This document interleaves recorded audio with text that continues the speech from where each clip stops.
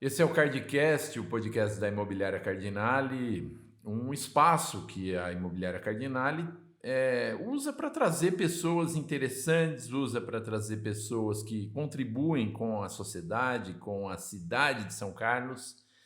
E nós temos o imenso prazer de receber hoje Fátima Camargo, uma pessoa que, sem trocadilhos, contribuiu muito com a cultura de São Carlos na história não tão recente já, é uma história de décadas já de trabalho pela cultura de São Carlos, e é um imenso prazer recebê-la aqui. Fátima, seja bem-vinda. Olha, Henrique, eu que agradeço muito, estou muito feliz de estar aqui. Para a gente, espaços como esses assim são importantíssimos para a gente difundir nosso trabalho, levar informações sobre as nossas programações, o que a gente faz, envolver todo mundo nessa ideia de ação cultural. Eu que agradeço muito. Fátima, você se tornou um sinônimo de cultura aqui na cidade, então sempre que se fala na cultura, até pelo contribuinte da cultura, todo mundo se lembra de você, né? Mas foram diversas iniciativas que você teve que acabaram contribuindo com a cidade, mas primeiramente vamos falar de você mesmo, a pessoa física, né? Pessoa física. Como que a Fátima veio parar em São Carlos? Você não nasceu aqui, então o que te trouxe aqui para a nossa cidade? Bom, eu nasci bem longe, minha família na verdade é de Campinas, mas a minha primeira infância foi numa cidade longe, Ipaussu, que meu pai tinha o trabalho dele, ele ia mudando de cidades, que ele era da Receita Federal, ia cada vez se instalando num lugar.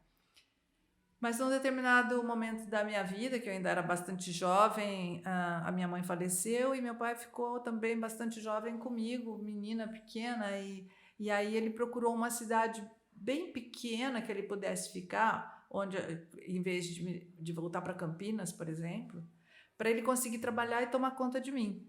Então ele veio para Itirapina, que é aqui perto.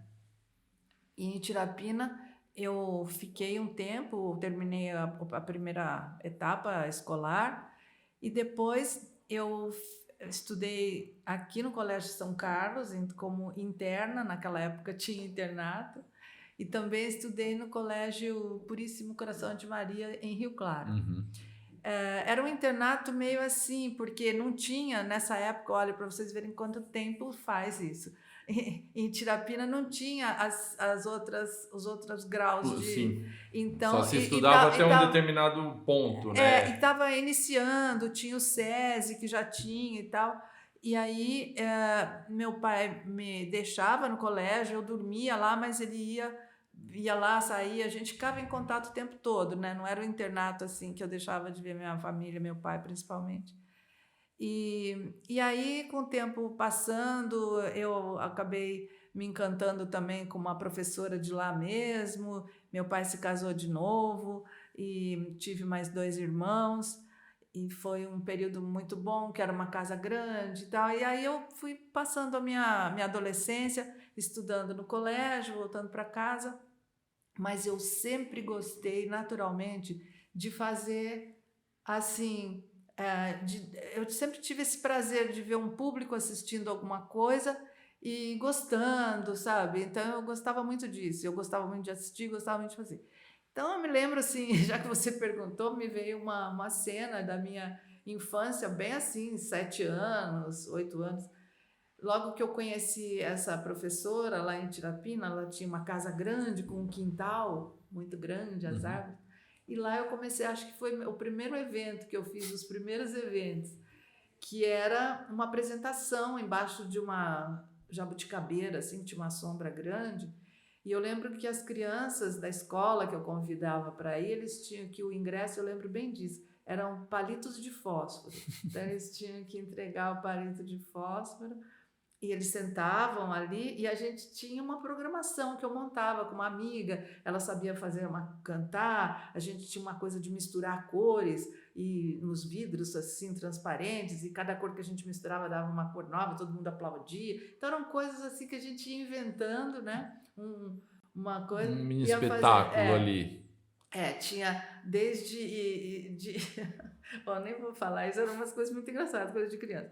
Então, e aí foi sempre assim. Eu sempre tive uma tendência assim a fazer a coisa, a gostar, dar certo, mas também de não ser uma pessoa que tem um, um planejamento financeiro muito profissional, digamos. Também uma criança era difícil, mas eu lembro que eu gostava de fazer essas coisas, de criar. Então, eu criei na escola uns pentinhos de pôr no cabelo, cheio de miçangas, fazia os desenhos e tal.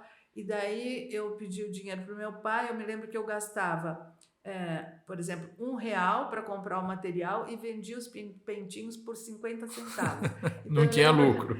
Não, tinha ainda 50 centavos de prejuízo. E eu lembro muito bem do meu pai me explicando: minha filha, não é assim. Você tem que vender, pelo menos ficar igual ou um pouquinho mais para pagar o seu trabalho. Eu falava: não, mas daí fica muito caro. Daí ninguém vai querer. Ninguém vai querer, sabe? Então eu tenho essas duas imagens assim na minha cabeça que são meio que... Bom. Por isso que eu sempre gostei de ter uma assessoria administrativa junto comigo, bastante forte, bastante... que a gente tenha muita segurança para poder fazer as coisas, né? Planeja bem, executa bem, mas não sabe como pagar tudo isso, né? Mas os pagamentos que eu tenho que fazer, sempre eu sei planejar e nunca tive problema nenhum. Uhum. Mas o que fica pra gente é sempre mal planejado, entendeu?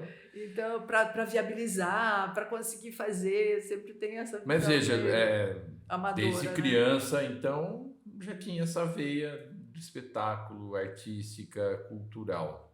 A gente tem de analisar que até umas décadas atrás, 1, 2, não tinha tanta diversão para uma criança, né? Como tem hoje, que elas podem ficar no celular assistindo televisão, jogando videogame. Não existia isso, né? Não existia. E Tirapina é uma cidade irmã de São Carlos, né? Então, a estrada era um pouquinho mais difícil de chegar, mas era... Mas tinha o trem. Tinha o trem, né? Aliás, tem a estação até hoje ali, né? Que hoje se transformou em velório lá em Tirapina, né? Eu não sei, faz tempo que eu não vou, porque minha família já não está mais lá. Sim, mas... Mas o trem era o grande meio de transporte, sim, né? Era maravilhoso. E você ia e voltava de trem? Ia e voltava. Meu pai também, ele era da Receita Federal de Rio Claro, nessa época ele ia e voltava todo dia. Na época Tirapina, eu não tenho certeza, mas Tirapina era distrito de Rio Claro, né? Não, eu acho que Mas não, na época já era emancipada, então... Sim. Mas naquela época a Companhia Paulista tinha trens maravilhosos. Sim. Os carros, tinha restaurante, tinha até um carro Pullman, que era uma delícia, assim. Que, aliás, a origem do pão Pullman é, na verdade, o vagão do trem Pullman, mesmo? né? O pão Pullman não é de uma família Pullman, nada. O pão parecia um vagão Pullman, e é por isso que eu não sabia isso. Fiquei sabendo disso outro dia também. E aí, Fátima veio aqui estudar no Colégio São Carlos e começou a criar o vínculo aqui com a cidade, né? Olha, São Carlos sempre foi, porque Itirapina sempre viveu entre Rio Claro e São Carlos, que são duas cidades. Itirapina eu tenho lembranças incríveis, tenho muitos amigos queridos que fizeram uma grande diferença na minha vida, que vejo pouco, porque os caminhos vão se mudando, né? Mas foi um período muito importante para mim. Em Tirapina a gente fez muita coisa também, fiz festivais de música, tinha a escola de samba, que era uma escola maravilhosa de samba, tem Ubá, que era... Que é o distrito de Tirapina, né? Ali, parece coisa da Bíblia, né? Naquele tempo, sabe quando fala assim? Então, naquela época, Ubá era uma estação de água mineral, não sei se continua ainda isso ativo, né? Não, tem. Mas era tem até a marca incrível. De a água, piscina, né? de Ubá, de água límpida e clara, era de água mineral. E era demais aquilo, era demais. Então, ao redor da piscina, tinha a casa da proprietária dali, que ela era uma artista plástica, então ela ficava com aquelas telas ali. Era incrível, era um lugar assim mágico. E o bar tinha as pessoas de São Paulo que tinham um condomínio ali só de paulistanos. Era estância turística, né? E É, Tirapina ainda é estância turística também por conta de Ubá, né? nessa época era muito forte isso. Chegava feriados, férias, tudo, enchia Lotava, todo né? aquele condomínio de um pessoal muito diferente do pessoal do interior e tal, né? Eram Uhum. paulistanos que traziam muitas outras informações, outro tipo de roupa, outro tipo de jeito de falar, E e você para ia a gente era absorvendo isso. muito interessante tudo isso, né? Uhum. E Tirapina, o pessoal de Tirapina tinha dois clubes. Era o clube, falava o clube de baixo e o clube de cima, né? Então, os dois clubes tinham suas escolas de samba. E as duas escolas de samba eram incríveis, eram incríveis. E tinha uma competição entre essas duas escolas maravilhosa, assim, muito saudável. Assim, a gente ficava com muito medo. Não, esse ano as escolas vão se encontrar, vai ter um problema, vai não sei o quê. Mas era uma energia incrível. Os meninos da escola, eles eram muito bons no que eles faziam. Uhum. Tinha um cara de repinique lá, gente, que até hoje eu gosto muito de música, gosto muito de percussão, de todos os instrumentos, mas até hoje eu lembro dele tocando e o que ele fazia, né? Porque repinique você toca É, com uma baqueta e uma mão, né? Era incrível, não só ele, como todas as categorias de percussão, desde o surdo treme-terra até a caixa, era maravilhoso. E eles iam para o Rio de Janeiro, gravavam nos barracões das escolas de samba os toques, não para copiar, para aprender, para saber fazer aqueles toques, porque a partir daí criar os criavam toques os novos. de Tirapina. Era muito bom. Então, isso. E a gente fazia toda a produção, desde as criancinhas que saíam, todos os blocos de São Paulo, a gente desenhava as fantasias. Então, teve uma época assim de muita coisa muito intensa lá, de produzir coisas E você bacanas já lá. estava ali no meio, já tinha isso como uma atividade É. tua, né? Ali nasceu o Contribuinte da Cultura, Henrique. Sabe por Lá em quê? Tirapina. Não, assim, Ah, a ideia, tá. plantado na cabeça sem que eu soubesse que um dia eu ia recorrer a essa experiência. Porque a gente precisava fazer as fantasias, a gente precisava fazer o desfile da escola, né? E E não aí tinha você já corria dinheiro, atrás não tinha disso. dinheiro. Até que um dia o dono do hotel, porque quando a gente mudou para lá, eu mudei para morar no hotel, né? Porque eu tinha ficado órfã e tudo. Depois é que a gente acabou tendo a nossa segunda família e morando numa casa. Mas o dono do hotel, que era uma pessoa muito bacana, seu Juventino, ele falou assim: Fátima, você está tão preocupada com esse negócio do dinheiro para fazer as coisas, por que você não abre um livro de ouro? Eu falei: seu Juventino, você quer um livro de ouro? Uhum. Ele falou: um livro de ouro é assim, assim, assim, assim. É uma coisa antiga, né? E o Contribuinte da Cultura é um livro de É um livro ouro, de na ouro, verdade, né? né? Ele falou: só que você tem que fazer o seguinte, isso era diferente. Você tem que achar uma pessoa para abrir o livro de ouro. A pessoa que vai dar um dinheiro maior, que senão se você começar com um Que pouquinho, todo vai mundo vai dar pouquinho. puxando e vai puxar as outras, Aí né? ele Vai me dava as incentivando. dicas, olha, você vai falar com esse, com esse, com esse, para ver não sei o quê. E eu ia atrás e tal. E assim a gente conseguia fazer os carnavais e tudo. E eu acho que quando eu fui pensar não é que fui pensar, a gente não pensa. Os projetos, não sei como é que é para vocês, das coisas que vocês produzem, tudo, mas tudo cai meio pronto assim na cabeça. É, Daí você meio que tem uma assiste um inspiração e filme de milésimos de segundos e fala: Uau, nossa, preciso fazer esse negócio. Daí você fica com aquilo né, na cabeça. e Eu às não vezes fica consigo. por anos, por décadas ali na Não. cabeça e de repente não, isso eu já É, pensei nisso em algum momento. quando vem uma ideia pronta assim, por exemplo, eu fiz um projeto aqui em São Carlos que se chamou Os Cinco no Palco. Ele vem prontinho, assim, ó.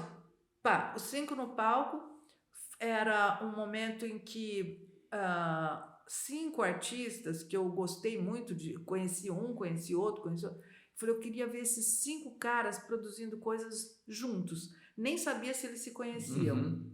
E fui atrás de cada um.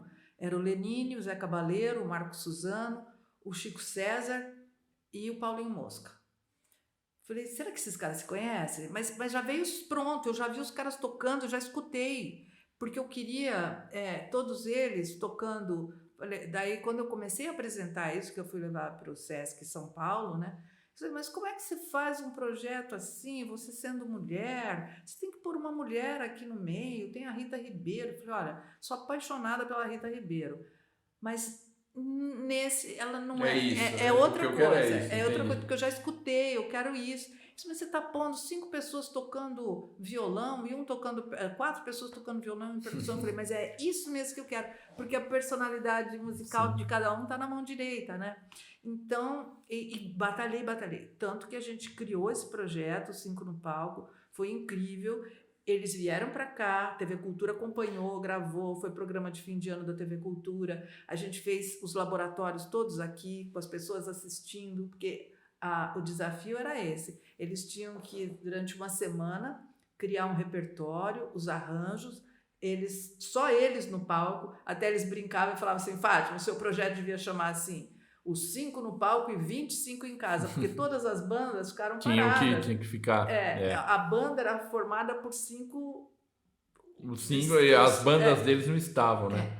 Então, e foi incrível. Depois a gente pegou um ônibus, saímos, fizemos acho que 12 ou 13 Sescs, ficamos viajando quase um mês, e todos os lugares lotados. A gente marcava para fazer teatro, que eu queria fazer em teatro, por causa da acústica. E daí tinha que ir para o ginásio, porque lotava. Foi um projeto incrível. Mas, ó, vamos chegar lá. Tá. Né? Agora, mas tá me devendo uma pergunta. Como que foi a mudança de Tirapina para São Carlos? Quando que você acabou se transferindo definitivamente, né? Não, é porque eu fazia letras, fiz e a pós-graduação aqui na Unesp. Você fez aqui? Não, eu fiz aqui na UFSCar.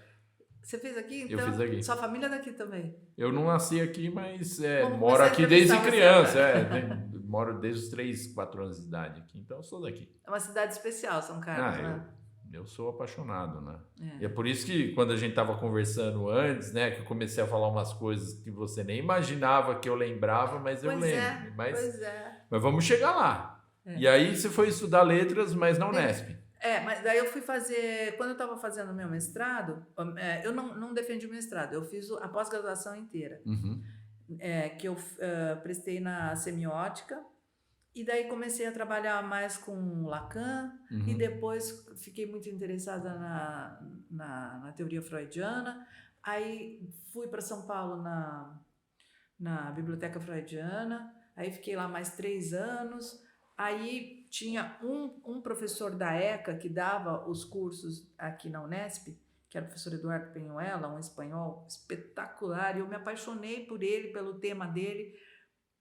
Ele trabalhava com surrealismo e eu fui atrás dele. Daí eu fiquei 3 anos fazendo os cursos dele lá na ECA. Então ECA é a Escola de Comunicação e Artes da USP. Da USP, né? Então eu fui misturando assim mais por interesse de coisas que eu queria saber mais e tal, e fui indo atrás. E ao mesmo tempo eu ficava na ECA e na Biblioteca Freudiana. E fui indo. Nesse momento, eu já tinha, na época que eu estava ainda estudando, terminando, eu fiquei aqui em São Carlos e comecei, e montei um restaurante chamado Mamãe Natureza. Sim, vamos falar dele, que ele está aí até hoje, né? Está aí até hoje. É muito famoso. Muito bem administrado pela equipe que assumiu depois de mim. Mas talvez muita gente não saiba que ele foi uma iniciativa tua, né? Olha, Henrique, você sabe de uma coisa? Tudo que eu fiz na minha vida sempre foi de uma maneira colaborativa. Não, sempre foi assim. Tudo bem, mas eu sei que você não tem a vaidade de falar, isso daqui foi algo que eu criei. Mas é algo que é perene, que está aí, que teve o seu dedo ali, né? Foi. Porque eu morei no Rio 2 anos antes, que não dá para falar muito sobre cada coisa, mas... Foi indo de um lado para o outro, né? E lá eu conheci uma coisa que não existia. Existia comida macrobiótica, já existia, e existia comida que não era macrobiótica. Mas comida natural eu conheci no Rio de Janeiro. E eu comia... Aqui tinha um restaurante de comida macrobiótica do Paulo Mancini, que era muito bem feita a comida. Mas eu comia um pouco, depois voltava e tal. Quando eu cheguei no Rio de Janeiro e vi aquele restaurantezinho de comida natural, eu achei aquilo o máximo. Falei, essa é a minha praia, né? É porque comida natural, eu posso comer de tudo, só não posso comer arroz branco, nem comida enlatada, nem molho enlatado, nada enlatado, e nem carne vermelha. O resto vale tudo. Achei o máximo. Daí fiquei direto lá, sempre naquele restaurante, comia muito lá e tal.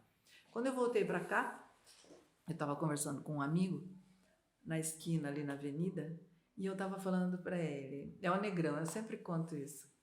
Aí conversando com o Negrão e tal, e como é que foi lá no Rio e tal? Eu falei, foi isso, foi bacana e tal, mas olha, o que eu gostei demais lá, Negrão, foi o restaurante de comida natural. Você vê que incrível, tem uns sucos com misturas, com gengibre, com pó de guaraná e as comidas e não sei o quê. Falei, nossa, se aqui em São Carlos tivesse um restaurante, ia ser incrível. Eu tenho muita saudade, né? Aí ele falou a palavra mágica, que a pessoa tem que falar para mim uma coisa que daí eu... Vai embora. É só falar isso. Água morro abaixo. Ele falou assim, mas aqui em São Carlos não ia dar certo isso. Eu falei, mas como que não? Claro que ia dar certo, é maravilhoso. Mas aqui... Quando isso, Mário? Nossa Senhora, faz tempo, em 1982, acho. Faz tempo. Faz. E aí, vai. Aí ele me desafiou praticamente, né? No dia seguinte eu estava andando na avenida, de cima para baixo, falei, vou achar um lugar aqui, tem que ser aqui na avenida. E tinha um lugar muito interessante aqui, que foi o primeiro café, assim, bacana de São Carlos, que era o Café Concórdia. O Café Concórdia, a pessoa que abriu, que montou uma coisa bacana. Eram aqueles sofazinhos vermelhos de capitonê, tudo bem feitinho, aquela louça grossa com aquele café expresso, coisa que não tinha. Não tinha. E eu sei que eu achei um portãozinho ali na avenida, que estava aberto, e entrei, era o depósito dele. Aí eu descobri que tinha uma sala do depósito cheio de baú, de barril de chopp, que ele servia chopp também. E vi que tinha um banheiro também. Falei, mas é aqui mesmo. Aí fui entrando lá. Aí falei assim, posso fazer uma pergunta e tal? Eu estava conversando com um amigo, Rio de Janeiro, comida natural, não sei o quê, ele só olhando assim. Ele me desafiou, porque eu só queria mostrar para ele que dá certo, é por pouco tempo, eu faço a comida na minha casa, trago para cá, vendo aqui tem o banheiro, já dá certinho, porque não sei o quê. Eu disse, não, mas não, aqui é meu depósito, não sei o quê. Eu sei que eu fiquei falando. Chegou um dia ele falou assim, faz, pode fazer.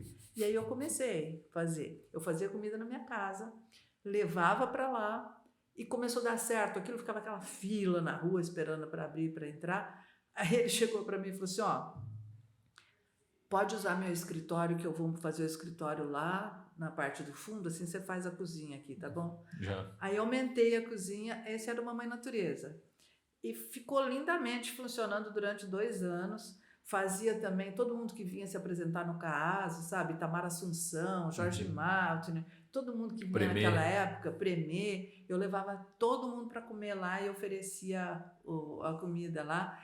Tinha os autógrafos de todos na parede, eles já levavam alguma coisa, já tocavam alguma coisa ali. Então era uma coisa muito orgânica, ia rolando mesmo, né? E foi assim. Depois,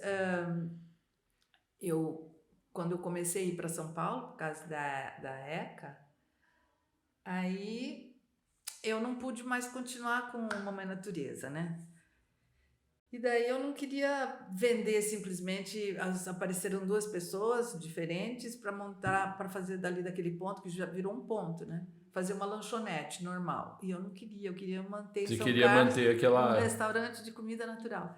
Aí veio uma proposta incrível da APASC, que é a Associação de Proteção ao Meio Ambiente. Associação de Proteção Ambiental de São Carlos, né? Eles ficavam naquela capelinha ali da praça, em frente à catedral, né?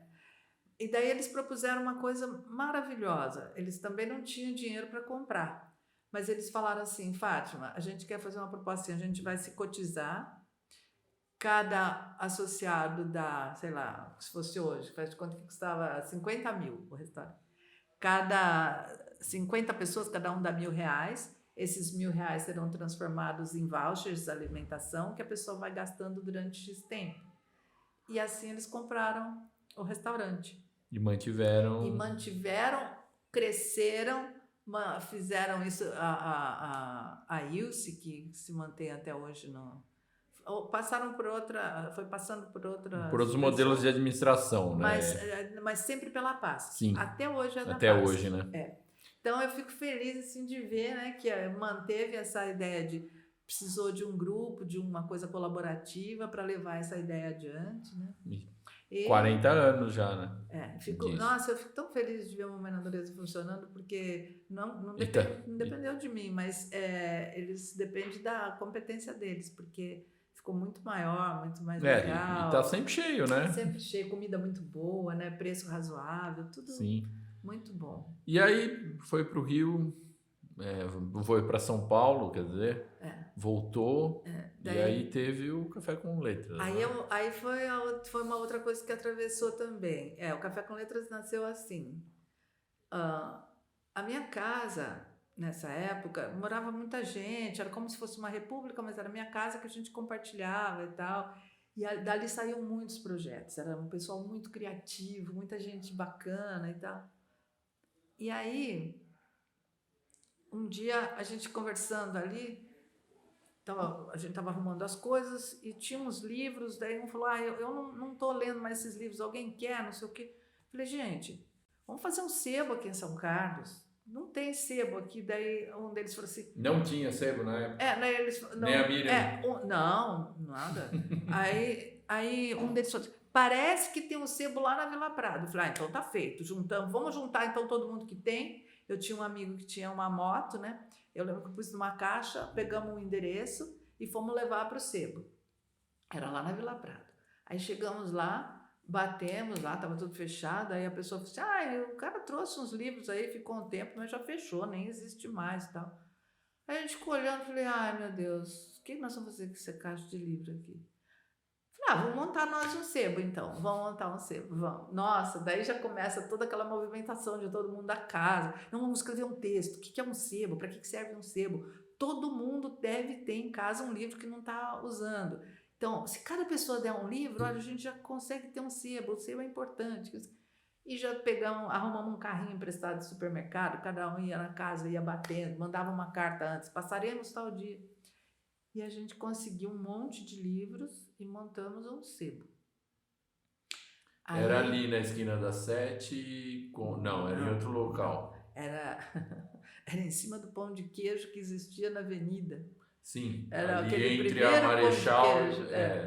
Era uma portinha que tinha... Daí entre tinha a Marechal e a Padre Teixeira, né?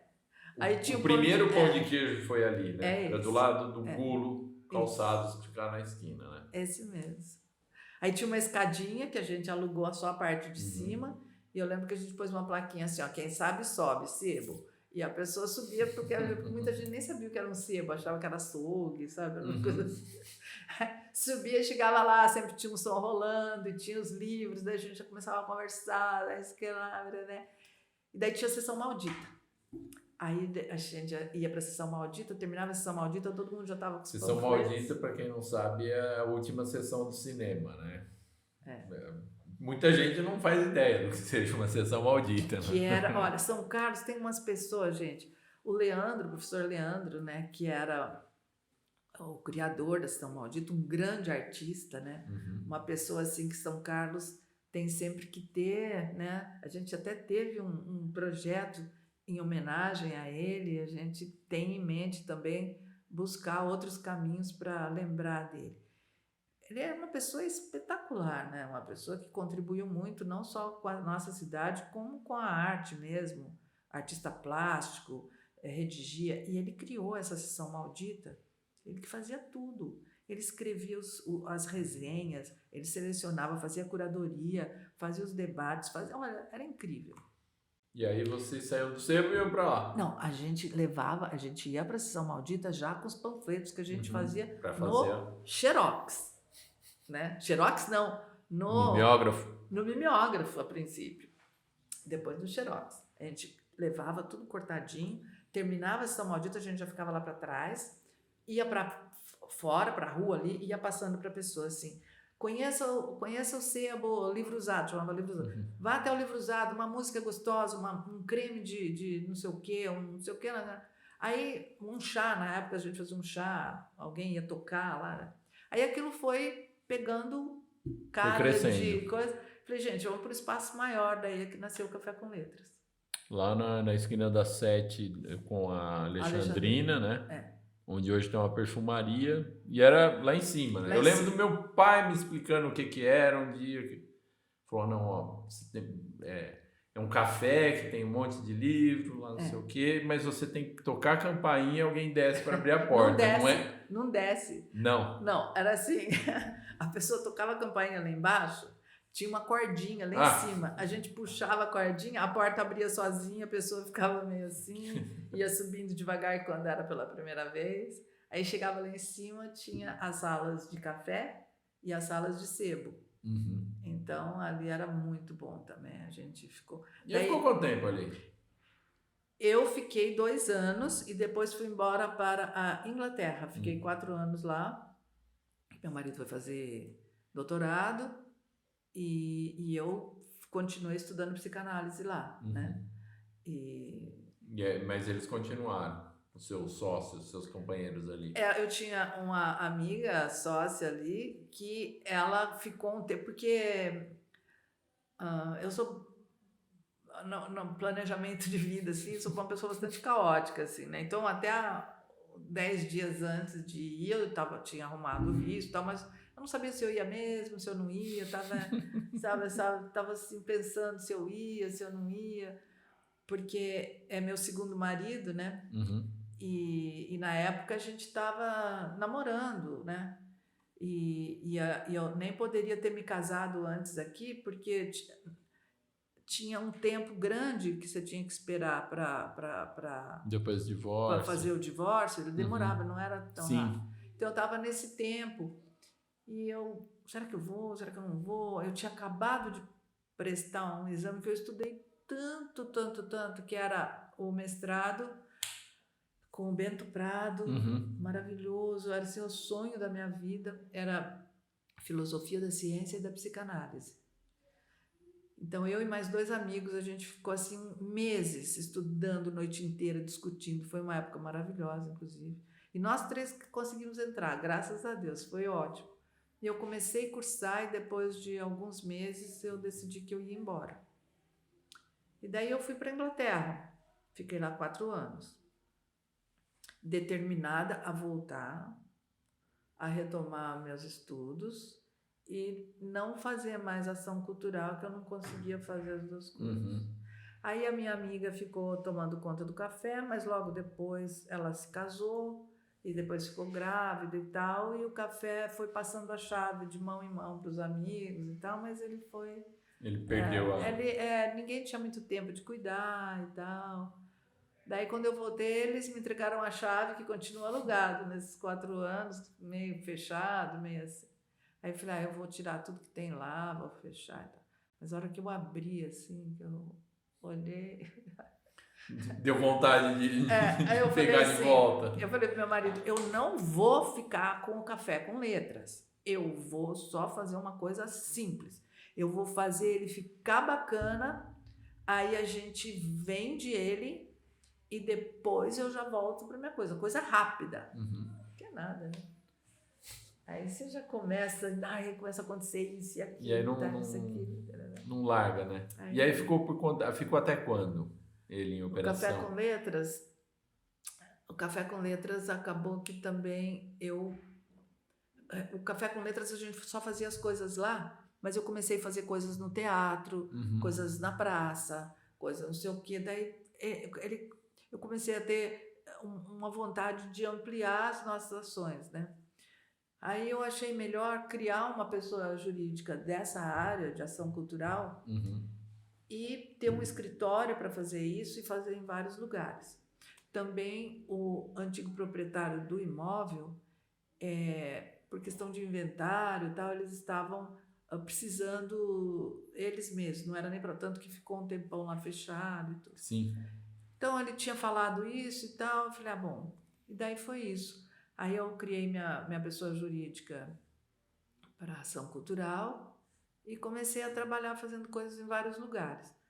Nessa pessoa jurídica, pintou a ideia do contribuinte da cultura como um projeto sem fins lucrativos. E aí, vamos entrar nele, né? Que acho que agora já acabamos o programa. Porque não, agora que começa. Já esgotamos aí o tempo. Agora que começa. Mas eu não... O contribuinte da cultura. Tá, agora vou fazer uma sinopse. Faça. Vamos lá. O contribuinte da cultura, ele tem uma importância para a cidade que é imensurável. Ele criou coisas e ele trouxe coisas para São Carlos que são, assim, marcantes a ponto de terem entrado para a história e uma história que não vai ser apagada. Isso é uma realização que toda ela saiu das suas mãos, queira ou não, e ele se consolidou, solidificou e está aí até hoje, né? Como é que começou o Contribuinte da Cultura? Você falou que lá em Tirapina já a semente dele já estava lançada, né? Mas como é que deu a ideia? Não, vamos fazer Hoje é muito fácil falar, né? Vamos fazer uma collab, vamos fazer uma captação de recursos, porque tem uma lei aqui que me permite isso. Não existia nada. Você chegou quando era tudo mato, né? Falando na gíria. Henrique, eu lembrei de uma piada que o rapaz foi no psicanalista, né? Para descobrir ali as questões, né? Então o psicanalista falou assim, como você, né? Falou assim, me conte desde o começo, né? O cara falou assim, bom, no princípio, Deus criou o céu e a terra. Então, cuidado quando você me pergunta isso, porque aí tem muita história. Então, eu vou reduzir, né? E o que você falou, Henrique, é uma coisa muito interessante. Você pegou num ponto ali que você falou, você deixa coisas para a cidade e tal. Você sabe que projetos são como filhos, né? Você fica querendo que eles tenham um futuro, que eles tenham uma continuidade, que eles façam alguma coisa que seja bom, né? Tal. E eventualmente eles saiam da tua casa também. Então, pelas histórias que eu estou contando, você já está vendo que eu tenho muita idade. Então, o que eu preciso? Eu preciso pensar nisso, sabe? Como dar uma continuidade para o projeto. E nesse momento que vocês nos convidam para vir aqui, é um momento que tudo isso está muito forte no nosso projeto. Estou trabalhando com uma equipe tão bacana, pessoas super jovens, interessadas e que compartilham desse desejo, sabe? De criar alguma coisa que você vê que faça uma diferença positiva para o público, para a pessoa, para as outras que não são exatamente público das nossas programações. Às vezes são público, como a gente leva muita atividade também para as escolas públicas, mas são, né, uma coisa diversificada assim que a gente pode alcançar e ter continuidade, né? Isso que é importante. E o Contribuinte da Cultura é uma continuidade já disso que eu fui falando para você. Nada eu planejei, nunca busquei assim, vou criar um projeto, é uma coisa, uma consequência uma coisa vem desdobrando na outra, sim. sabe? E é uma coisa que acaba, inclusive, eu falo assim, não, eu queria fazer outra coisa. No fundo, você sabe que a opção é sua, mesmo que seja uma opção inconsciente, você está se aparece na tua frente, né? Você que tem que fazer aquilo. Se não tiver... Não, então vamos lá. Mas você escolhe mesmo que você não perceba que você está escolhendo, fazendo até uma escolha meio que definitiva, é uma escolha mesmo, né? Então, agora a gente, quando começou com essa ideia do Contribuinte da Cultura, foi por causa disso, para não fazer um evento que quando ele acabasse, a gente voltava para o zero, Tinha que fazer sempre um projeto novo para cada evento, né? E aí ele nasceu como não, vamos criar uma estrutura permanente para... Os projetos até são novos, sabe, Henrique? Mas a gente não tem mais a estrutura de trabalho. Sim. Que você cria, de alguma maneira, tem uma pessoa que está ali, que está trabalhando naquele projeto, porque ele tem uma planilha que já está aquela pessoa ali incluída, e de repente e podem correr vários projetos aí cada paralelos, vai para um lado e acaba tudo. Depois, para você arregimentar as pessoas, saber quem faz isso bem. Então, o Contribuinte da Cultura nasceu para isso, sabe? Para a gente poder ter uma continuidade no trabalho de produção de conteúdo cultural.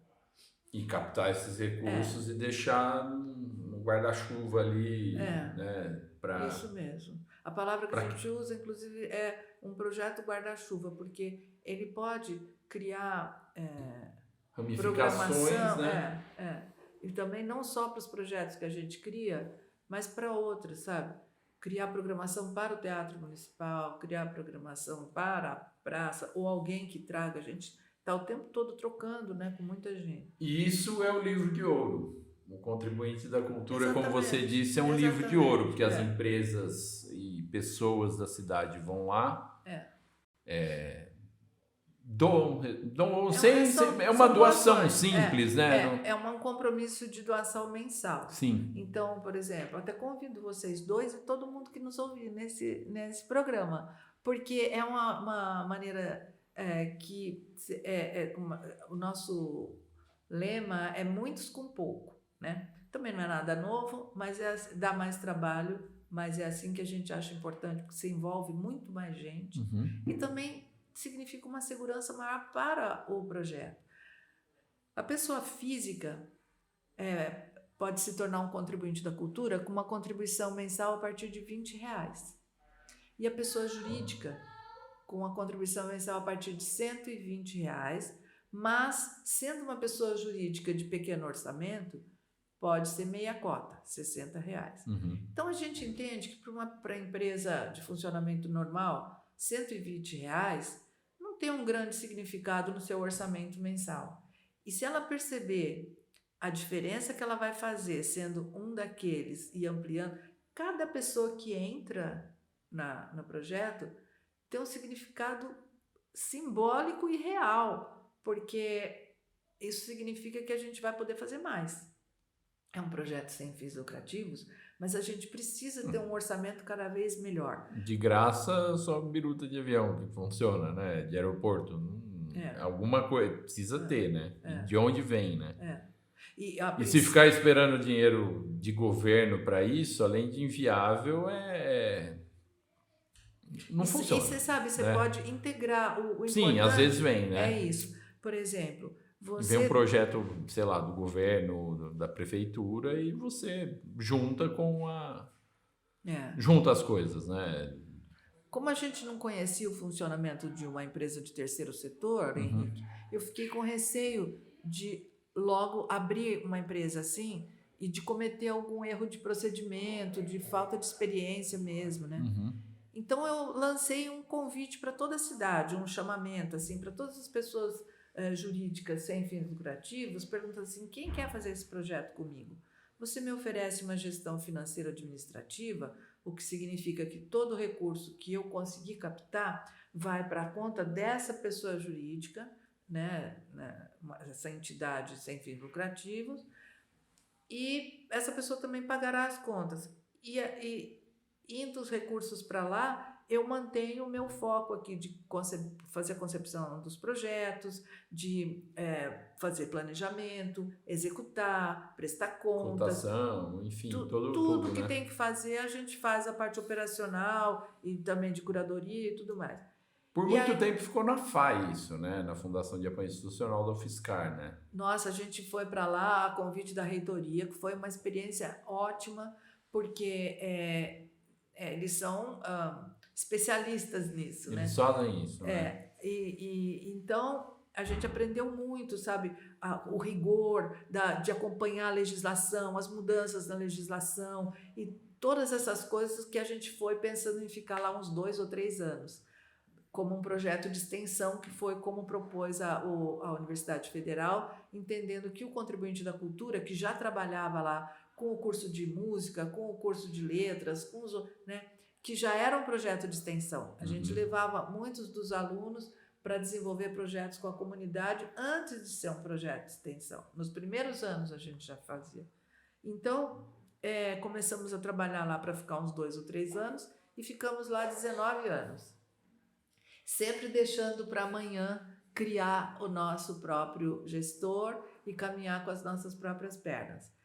E alguns anos atrás começamos a escrever nosso estatuto, durante a pandemia a gente finalizou, e estamos agora sob a gestão do Instituto Mário de Andrade, que é o mesmo tipo de funcionamento, já com todo o aprendizado que a gente teve esses anos, com um convite à comunidade para participar de conselho fiscal, de trazer a sua experiência, o seu conhecimento e nos ajudar com ideias e também acompanhar mesmo, fiscalizar, porque às vezes outros olhares podem prevenir coisas que você não está, né, vendo. E como envolve isenção, talvez isenção fiscal, né, para os contribuintes, dependendo da... Não tem. Não Não tem nenhum tipo de lei de incentivo. É assim, alguns projetos do contribuinte da cultura a gente aplica para leis de incentivo. Para leis de incentivo. Não, mas é isso que eu estou querendo dizer. Não que o Instituto em si tenha, mas toda essa gestão, ela tem que ser feita de uma forma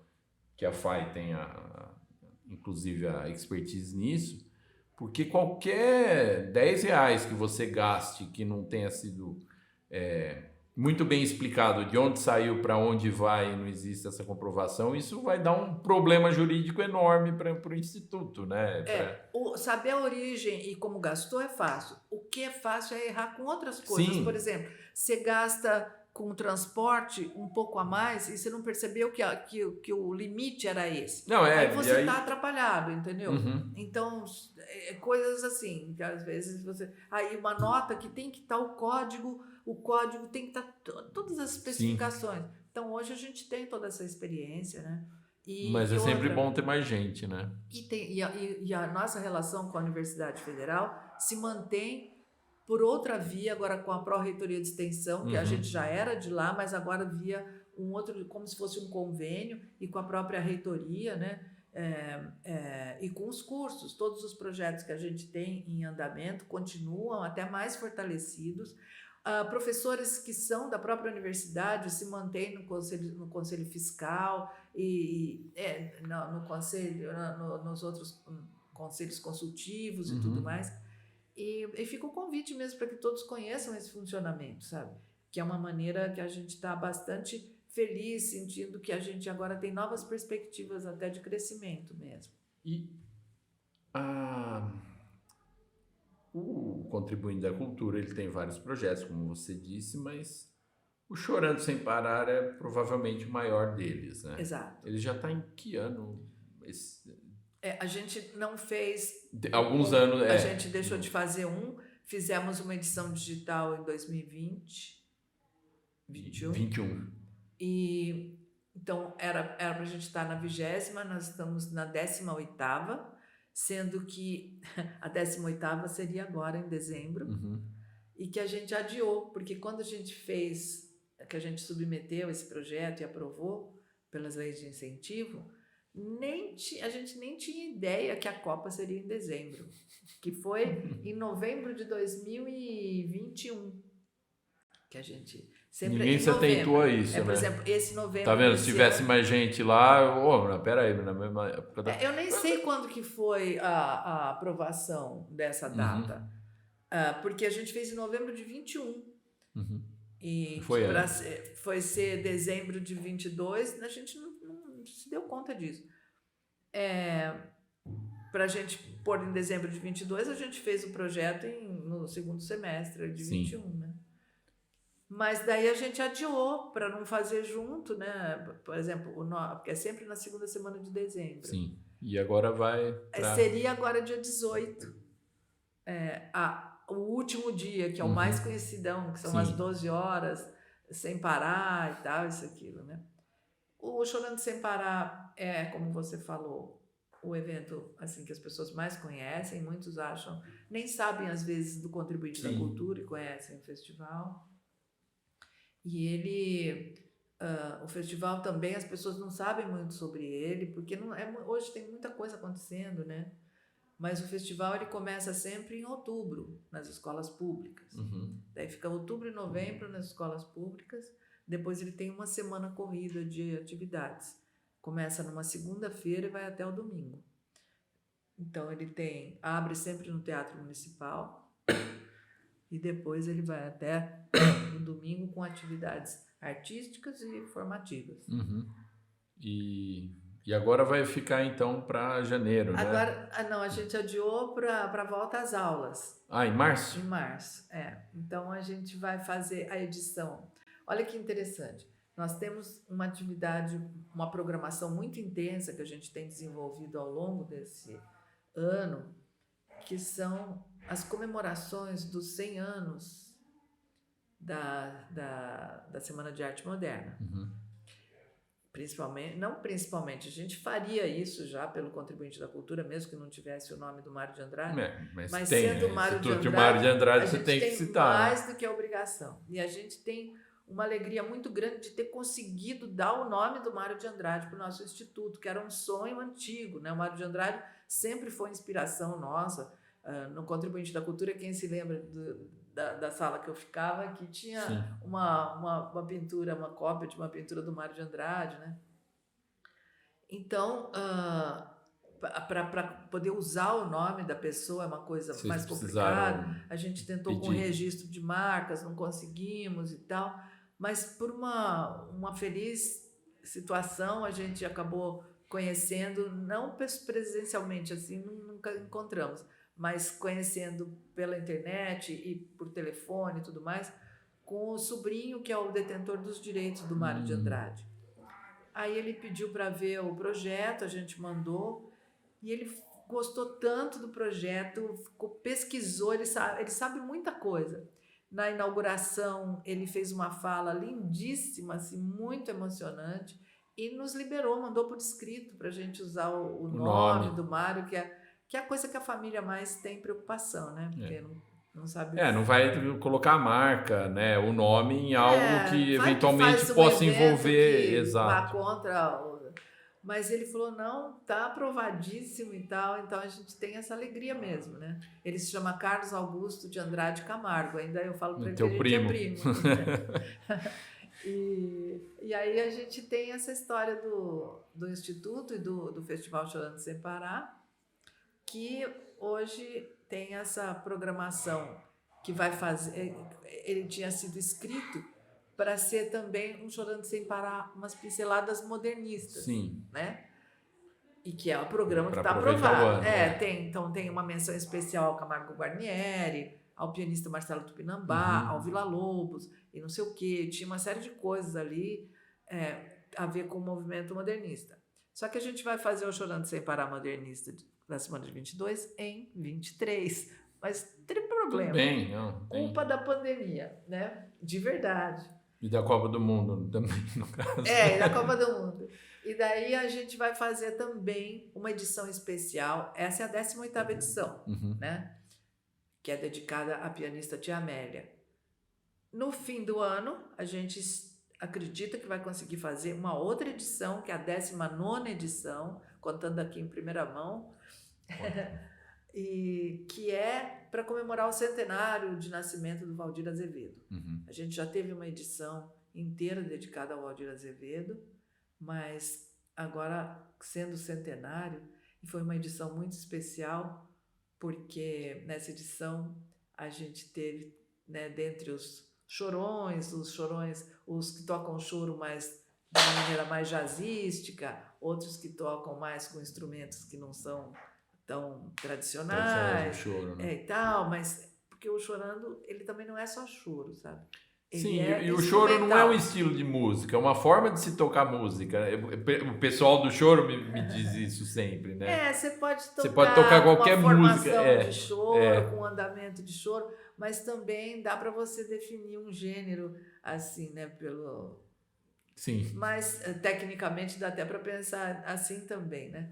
Mas o Chorando, ele é um festival de música instrumental. Essa é a primeira característica dele, que a gente destaca muito o choro como um patrimônio musical, cultural brasileiro assim impressionante, que ele é maravilhoso, ele é muito sofisticado na sua construção musical e ele é muito simples, logo de cara a pessoa já gosta, para qualquer lugar do mundo a pessoa escuta aquilo pela primeira vez já fica louco, diferente, por exemplo, de um jazz instrumental, experimental, que a pessoa a primeira vez que gosta, que não está acostumada, estranha, né? O choro não, o choro você já Mas o choro, ele entra conversa naquela... com todos esses, né? Ele conversa com jazz, com Conversa, rock, né?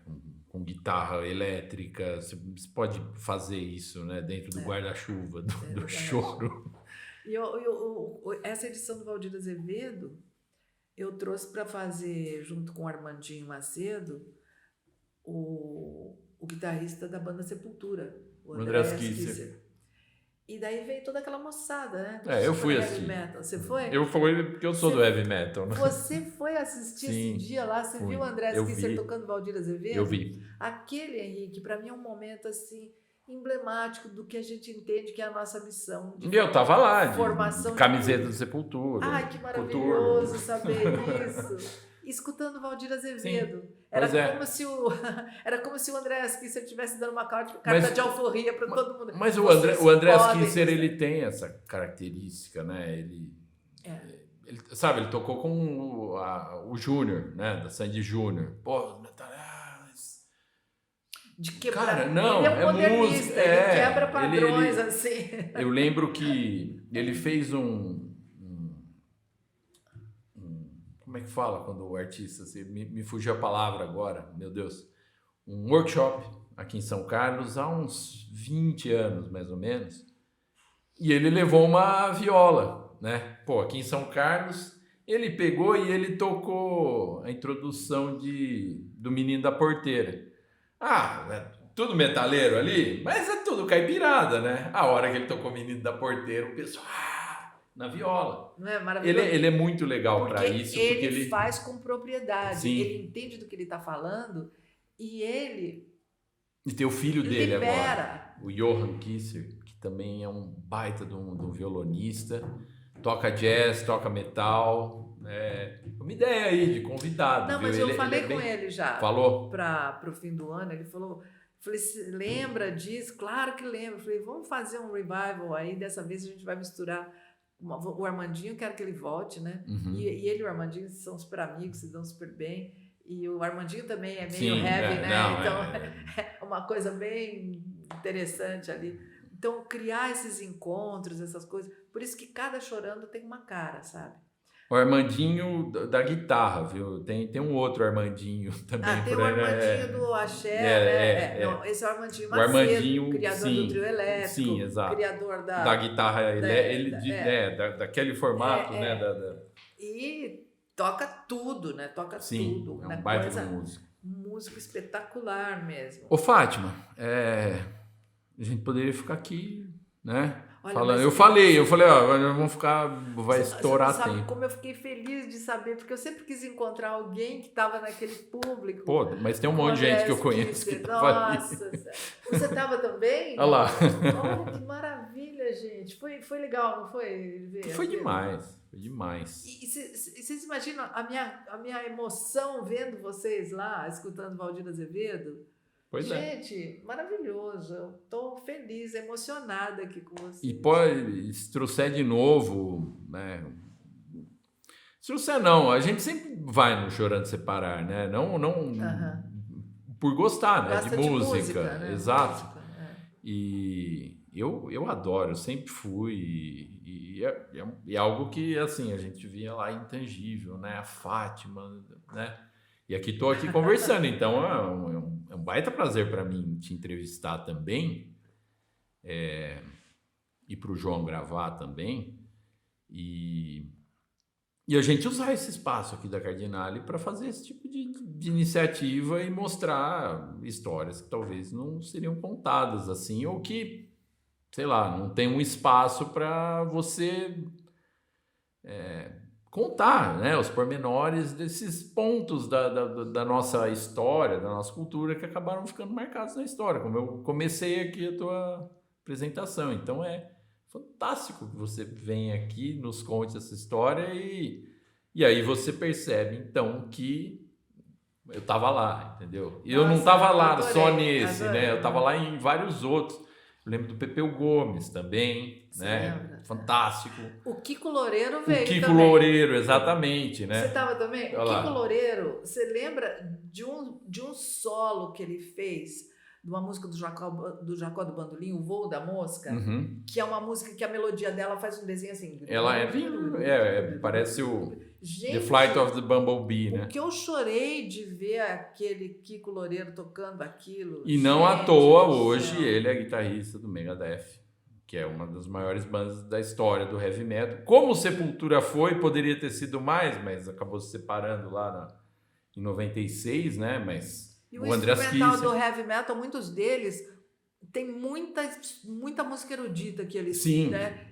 Eles têm um repertório de conhecimento muito grande, né? O heavy metal, ele é muito técnico, né? É. Então, se você pega o metal mais extremo, assim, o death metal, se você vê a construção melódica dele, ela é tão elaborada como uma música clássica. O pessoal até brinca, eu não sei quem falou essa frase, mas o Beethoven e o Bach provavelmente seriam metaleiros se eles tivessem nascido mas nessa acho que época. na época eles eram isso, né? Sim. Acho que na época que eles eram? significavam isso, né? Do espanto que eles causavam com aquelas Sim, coisas. e é uma coisa... E assim, esses músicos como o Andreas Kisser, o Kiko Loureiro, o Rafael Bittencourt, né, que era o outro guitarrista do Angra, eles são muito técnicos. O Mariucci, que era baixista... Bom, enfim, a gente vai falar um monte aqui, né? Mas existem outros, vários, né, artistas de heavy metal, até aqui em São Carlos, que tem um conhecimento musical fantástico. E aí eles conversam com o choro com tanta facilidade, assim, né? Com tanta desenvoltura. A guitarra é um instrumento muito coisa, mas no piano, ali como tipo o Rick Wakeman, né? Sim. Olha o que eles sabem, né? Mesmo o Oswaldinho do acordeon, vocês já viram o Oswaldinho do acordeon tocando rock? Sim. Que é uma coisa, né? Depois ele teve um problema na mão e agora também tem bastante ideia. Mas são pessoas incríveis, né? São pessoas incríveis. A gente tem que misturar esse pessoal e trazer pra gente ver ao vivo, né? Isso é tão... É isso que eu ia falar. Siga fazendo isso, traga, porque nós consumimos, a cidade consome, muita gente que talvez não teria acesso a isso, tem ali de graça, e sabe, na praça, né, no teatro, em locais públicos, né, de fácil acesso e que vão acabar contribuindo para a cultura da cidade em geral, né? Não só o contribuinte que põe o dinheiro, né? Mas o contribuinte da cultura num todo, ele contribui com a cultura da cidade, né? Isso é fantástico. É o que a gente espera mesmo. E a gente agradece você por isso, Fátima. Mas eu aproveito para reforçar o convite. Sejam contribuintes da cultura. Começando pelo Henrique e pelo João. Não dói nada. Olha, gente, eu sempre falo... A Cardinale é contribuinte da cultura. Gente, a Cardinale, ela é uma das primeiras, assim. Há muitos anos eles são contribuintes da cultura. Uhum. Então, quando a empresa tem essa sensibilidade, percebe, sabe? Isso é importantíssimo. A Cardinale não é só contribuinte da cultura, como apoia projetos individualmente, como no próximo Chorando, eles são dos patrocinadores, sabe? Então, quando a empresa faz, a empresa não usa nem a palavra ajudar. Ela tem essa consciência, eu não gosto dessa palavra ajudar, de fazer junto, de fazer para si próprio, porque isso volta para a empresa de alguma maneira. Porque é para nós, a gente faz para nós, e quando você faz para a comunidade, você está ali dentro, você é parte disso. Né? É uma parte não é mesmo? Você é parte da comunidade e as empresas que formam a comunidade da cidade também são, né? Pois é. Então não dá para pensar que é isolado, não. Deixa eu ganhar o meu aqui e não estou preocupado com o resto, né? Não é o caso. Como chama? Campos do Jordão, que era uma cidade que era só, se pensava em... Claro que nem os pais de vocês tinham nascido, mas eu já... Era cidade que se pensava em tratamento de tuberculose. Sim. Minha avó falava assim, Não fala essa palavra de Campos do Jordão, não, que não é bom, não fala. Porque tinha os sanatórios lá, né? De repente, Campos do Jordão é uma referência internacional. A especulação imobiliária, tudo mudou na cidade. Por quê? Por causa de uma ação de arte e cultura. O Festival de Festival Inverno. de Inverno. Né? Então, aqui você vê o Chorando Sem Parar, que nem é um festival tão grande assim, mas a gente lota hotel, lota restaurante, aciona uma série de serviços de som, A de barraquinha luz, o carrinho do segurança. pipoqueiro que vai ficar ali na Mas esquina. para o festival mesmo, até o carrinho do pipoqueiro. Mas só para o festival, desde gerador, segurança, passagem aérea, olha, gráfica, e vai. A circulação de dinheiro, né? E é isso que faz dinheiro circular. Não é a ação de um escritório central, né? Mas é a iniciativa das pessoas. E olha, a ação cultural planejada e tal, ela só traz benefícios. Olha, faz 20 anos quase que a gente faz o Chorando. Uhum. Nunca houve uma depredação na praça. Nunca houve um incidente que a gente tivesse que chamar alguém para ajudar. Polícia, Nada. Todo mundo compartilhando, gente de diferentes bairros. A gente vai nas escolas de outros bairros também, mas procura trazer as pessoas também, todas as idades, todo mundo sentado ali perto dos canteiros, mais velhos, mais novos. Quantos jovens lá assistindo, né? Que a primeira edição que eu fiz, daí as pessoas que tinham que aprovar falaram assim, mas isso aí é choro, é coisa só velha, só vai fazer uma edição, não vai poder fazer outra. Mas que velho, gente, pelo amor de Deus, isso é maravilhoso. Você tem que gastar bastante saliva, mas é maravilhoso mesmo. Esse provou que estava certo. É muito bom, é muito bom. Quem sabe a gente consegue ir adiante. E não sei quando que esse programa vai ao ar, mas até também uma outra chamada, senão vai dar trabalho para vocês de editarem. No fim de 2022. Então eu dou uma respirada assim para vocês poderem editar. Ou quem quiser também destinar seus recursos, é custo zero para quem destina. Para o Chorando Sem Parar até o final de dezembro, faça isso. Só ver como é que funciona. É só entrar em contato conosco. É Projeto Contribuinte da Cultura ou Instituto Mário de Andrade. Tem na internet, a gente coloca ali o link e tal, mas é fácil de achar. A gente vai começar a anunciar rapidinho para quem ainda tiver tempo. Pessoa física, ninguém sabe muito que a pessoa física pode fazer Pode ajudar, isso. né? Pode, porque é só você olhar qual o seu percentual, que é de 6% do que você paga de imposto de renda. Se você pagar tudo lá, você adianta um pouquinho aqui agora. E depois em abril você já não paga. É como um recibo de coisa, né? E você deixa o dinheiro na sua cidade, num projeto que você acredita. É tão simples e muita gente não sabe como esquece, é que funciona. Né? E as empresas também, só que é só a empresa que declara o imposto de renda pelo lucro real. Mas não presumido. Mas é isso. Fátima, muito obrigado. Agradeço muito sua presença e desejo sucesso. Desejamos, a Cardinale deseja um sucesso enorme para essa e para essa próxima e para todas as edições, para o Instituto, para o Contribuinte da Cultura, e muito obrigado por tudo isso, em nome da cidade, em nome da população. Agradeço. Muito obrigado, Fátima. Eu que agradeço, peço desculpas a vocês e às pessoas que forem ouvir, se vocês não editarem. Por quê? Porque eu vou falando, vou entrando nas histórias e o tempo vai passando. Mas é isso que a gente quer. Mas às vezes os ouvintes eles não conseguem ouvir até o fim. Não, mas quando é interessante, pode ter certeza que eles vão. Eles já chegam, eles estão ouvindo agora porque eles chegaram até o fim. Eles estão assistindo agora porque eles chegaram até o fim aqui. Então tá bom. Obrigado, e agradeço também a Cardinale pela parceria, assim, que claro, não é porque eu estou no programa, mas os parceiros nossos a gente precisa muito. São exemplos, assim, que a gente gosta muito que outras empresas fiquem motivadas, não só para o nosso projeto. São Carlos tem projetos incríveis de outras iniciativas, mas tem muita coisa boa. São Carlos tem essa vocação. O nosso sonho é que aqui tenha a terceira coluna, ciência, tecnologia e cultura.